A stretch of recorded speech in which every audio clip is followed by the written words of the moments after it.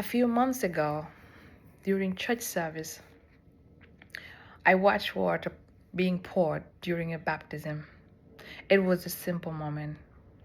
The pastor lifted water with her hands, spoke the words slowly, and the congregation responded together. But as I watched the water fall, I found myself thinking about home. In my dialect, in Dinka, my mother tongue, the word for water is pure. Growing up connected to South Sudan, water was never something ordinary. Water meant life. It meant survival. Sometimes it meant walking long distances with family members. Sometimes it meant uncertainty during seasons of displacement and conflict. Water carried memory. So sitting here in the church, far from home and studying in seminary as a woman preparing for ministry, I suddenly realized I was hearing baptism differently than I have ever had before. I stopped hearing it only as a church ritual. Instead, I heard baptism as God saying, "You are still mine. You still belong. You are not forgotten." That realization stayed with me throughout this course. One of the ideas that shaped me most in that liturgy is not escape from the world. Liturgy forms us for life in the world. Baptismal waters are not stagnant waters. They move us into identity, community, and mission. As a woman from another part of the world seeking ordination, the idea became deeply personal for me.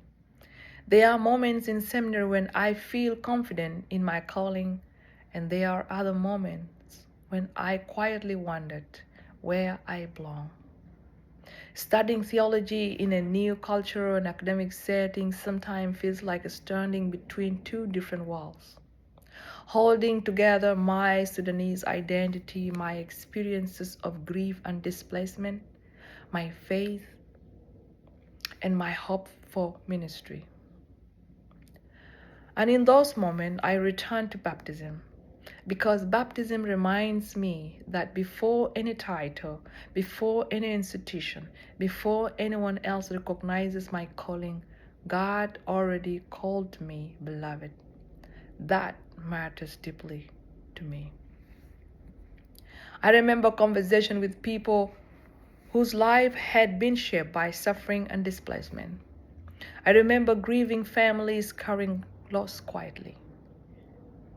And underneath many of those experiences was a deeper question. Do I still matter? I think many people carry that question, even if they never say it out loud, and baptism answers with water. In Romans 6, Paul describes baptism as entering Christ's death and resurrection. That means baptism does not ignore suffering. It passes through suffering while still proclaiming hope. That changes how I imagine worship. Instead of worship pretending everything is fine, liturgy becomes a place where truth and hope meet each other. One theologian who shaped my thinking this semester was Alexander, who writes about sacrament as revealing God is present in ordinary life. Water is no longer just ordinary water. It becomes a sign that God is still present in human suffering and human joy. Another moment that shaped me came from beyond my own cultural context. I once watched a video of migrants crossing dangerous waters while searching for safety and belonging in another country. Some carried children, some carried almost nothing except hope.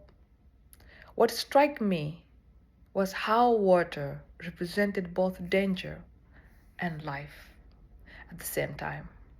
That image stayed with me because baptismal water also carries tension. It reminds us of chaos, fear, tears, and uncertainty. But it also becomes the place where God creates a new identity. The church say you belong here, you are part of the body, your life carries dignity. That deeply is liturgical.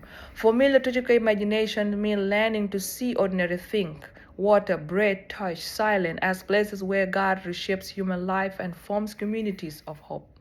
And I think that matters, especially for people who feel invisible. Sometimes people think liturgy is only about structure of tradition, but I am learning that liturgy also carries healing, it carries memory, it resists the idea that some people are disposable or voiceless.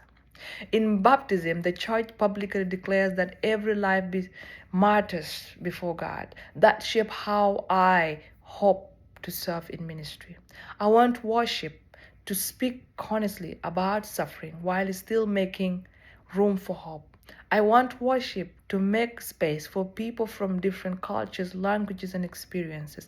I want people who are grieving, displaced, uncertain, or questioning their calling to hear in worship. You belong to Christ because living liturgies are not dead rituals. They are practices that continue forming people. Even now, when I hear water poured during baptism, I hear more than tradition. I hear pure waters that reminds us, remember us, waters that carries grief and hope together, water that remind us that God still calls people beloved, even in the middle of suffering and uncertainty. And maybe it is one of the church's most important callings today, to become a community where people remember that they belong to God and that no one to another.